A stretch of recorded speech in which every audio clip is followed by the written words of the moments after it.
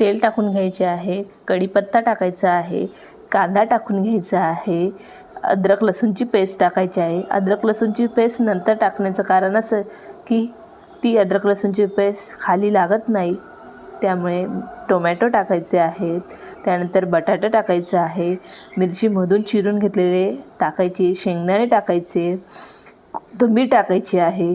सगळं एकदम व्यवस्थित मिक्स करून फ्राय करून घ्यायचं आहे। जिरे टाकायचे आहेत, मोहरी टाकून घ्यायची आहे, हळद टाकून घ्यायची आहे आणि आता मसाला टाकून घ्यायचा आहे। आणि मसाला जर तुम्हाला जास्त हवा असेल तर तुम्ही जास्तही टाकू शकता। पाणी टाकून घ्यायचे आहे आणि त्यानंतर त्यात चवीपुरता मीठ टाकून घ्यायचे आहे आणि धुतलेले तांदूळ टाकून घ्यायचे आहे। कुकरला शिट्टी लावून 2 शिट्टी घेऊन घ्यायच्या आहेत। आता कुकरच्या 2 शिट्टी झालेल्या आहेत आणि कुकर ओपन करून घ्यायचा आहे। बघू शकता एकदम छान अशी लुसलुशीत खिचडी झालेली आहे।